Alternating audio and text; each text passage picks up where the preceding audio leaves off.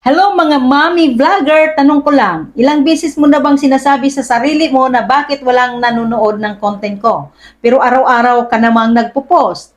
Kung nanay ka, busy, pagod, pero gusto mo pa rin kumita at lumago ang page mo, itong video na ito ay para sa'yo.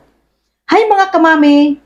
This is Gio Villen Peñaflor, isang nanay content creator at matagal na sa industriya ng negosyo at content creation. Ngayon, ituturo ko sa inyo step by step kung paano gumawa ng engaging content kahit simple lang, kahit cellphone lang ang gamit.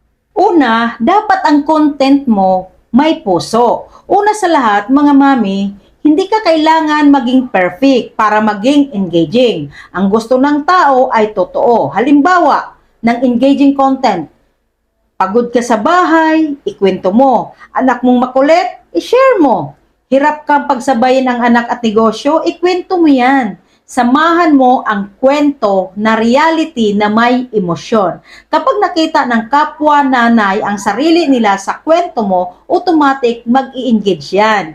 Step 2, hook sa unang 3 seconds. Mami, tandaan mo to. May 3 seconds ka lang para pigilan ang scroll. Huwag ganito na intro. Hi guys, welcome to my vlog. Scroll agad talaga yan. Okay? Itong gawin mo. Mga nanay, ito ang pagkakamali ko bilang vlogger. Kung nanay ka at wala pang binta sa online, pakinggan mo ito. Ganoon mga banat. Akala ko okay na to, pero mali pala. Ganoon. So ganyan po mga banat, unang linya pa lang, may curiosity na agad.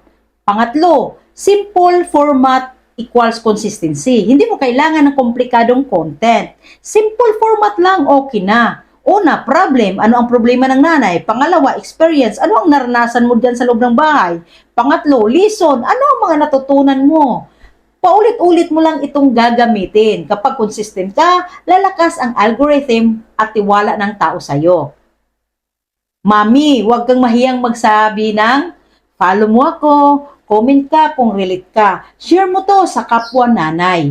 Engagement ang pagkain ng algorithm. Kung hindi ka hihingi, hindi siya bibigay. Mga mami, tandaan nyo, hindi mo kailangan maging sikat para magsimula. Kailangan mo lang magsimula para maging sikat. Kung nakatulong ang video na ito, i-follow mo ako. Sabay-sabay tayong aangat bilang nanay at bilang content creator. See you sa next video ko.